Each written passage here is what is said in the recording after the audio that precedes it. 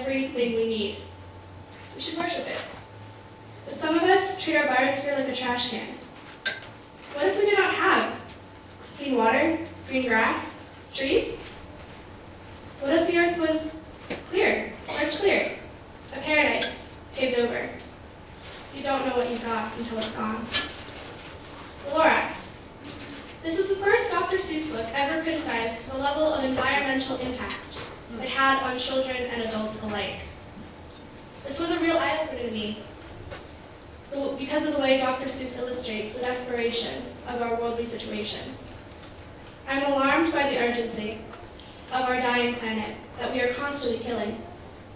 For example, the clear-cutting of trees, overfishing the oceans, the release of toxic gases. It seems with every breath, movement, or action we partake in, the savage act of destroying our Earth elevates. This book was written in 1971, and the situation was scary then. Where are we, some 40 years later?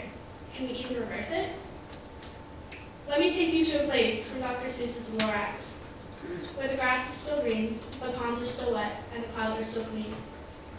Dr. Seuss created a metaphor, the Lorax and the Onceler, being perhaps God and his people. The Onceler arrives at the image of the Lorax, or God, has created. He scrambles it by cutting down this Dr. Seuss tree, the Trupla. The Lorax comes to warn the Onceler, who inevitably does not listen. In the end, destroys the hypothetical Earth. Take a moment. Envision your most sacred place. Somewhere you're most at peace. Somewhere you're most yourself. For me, this sacred place is Greer, Arizona. Now, think about how beautiful, how peaceful, how imbued with the holy these places are, and how they connect you to the holy. These places are threatened. These places are as good as gone. Let's face it, these places are gone. For all the creatures in the valley, this is their situation. The Onceler arrives and starts to chop the chocolate trees. We all need to resurrect our Lorax, our Christ, the Savior who dwells within us, because no one but you can save your holy land. In the book Evolutionary Faith, the author invites us to re-image, to re-encounter the holy through the story of Genesis. He invites us to outgrow our dysfunctional relationship with creation, whereby we pursue a ruthless and relentless exploration of creation's resources to the detriment of our fragile earth itself and all the vulnerable creatures who inhabit it. He invites us to outgrow the strategy of conquering control. It's time to let go of the busyness of the modern world, the thoughtlessness of our inner Onceler, and the arrogance of his ways. It's time to embrace the ancient knowing of our earth and universe in which we are a part. A bigger, more beautiful vision of what we are to become is unfolding. We must open and become the breakthrough in which we are called to embrace an ancient and universal law, protecting the holy land within us ourselves. We are called to embrace the things we take most for granted, like our truffle trees, our redwood forest, our panda bears, our polar bears, our puppies, and our macaroni and cheese.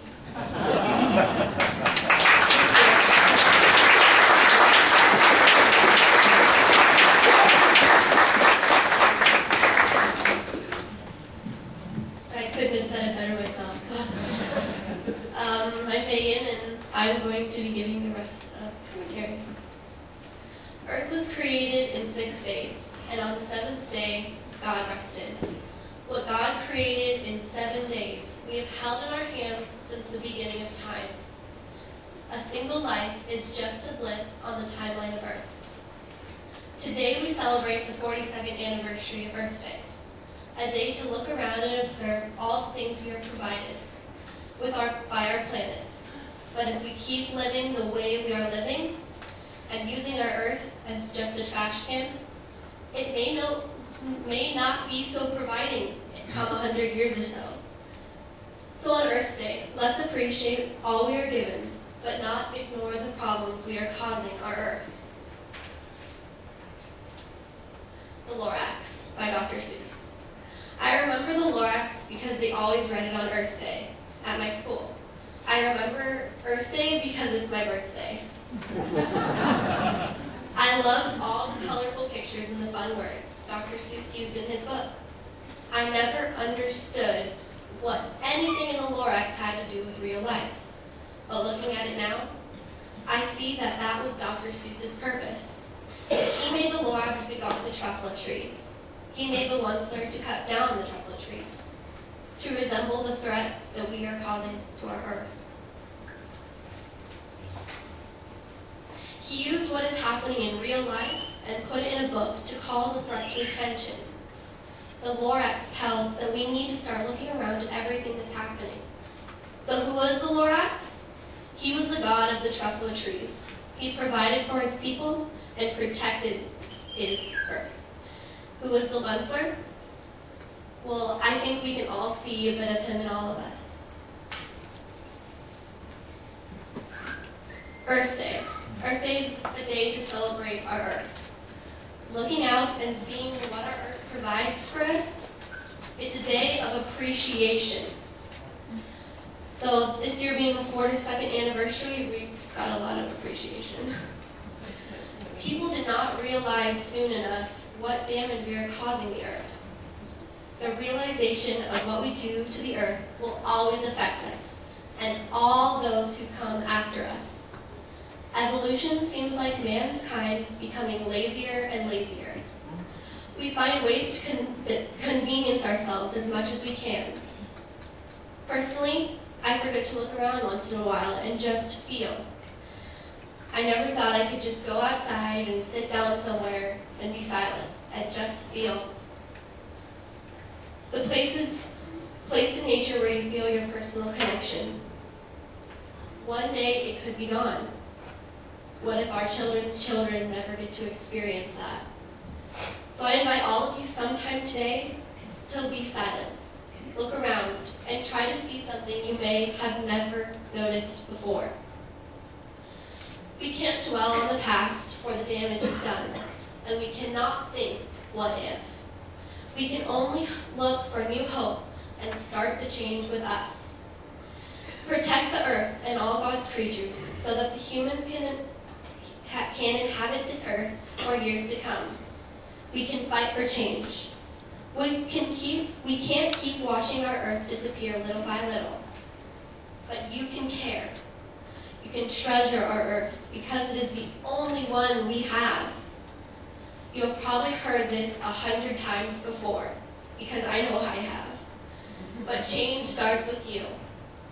We all have to be the change we want to see in the world. I call on all of you to make this a safer and cleaner place for generations to come. Thank you.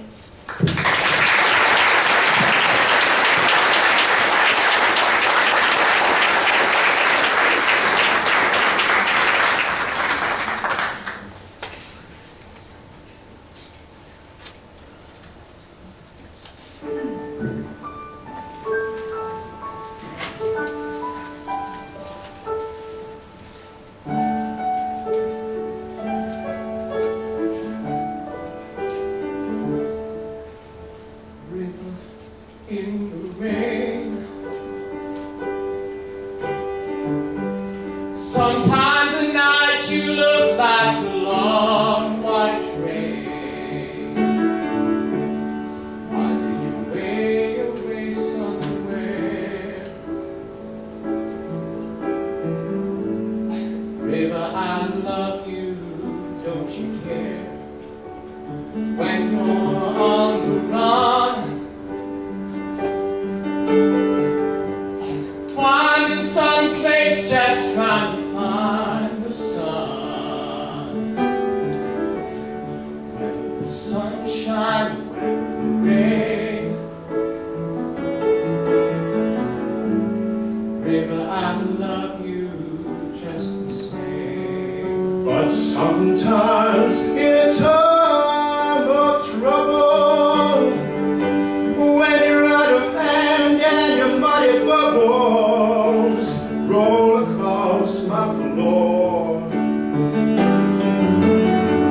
carry away the things I treasure,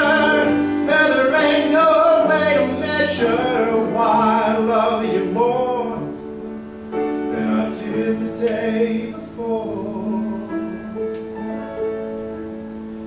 River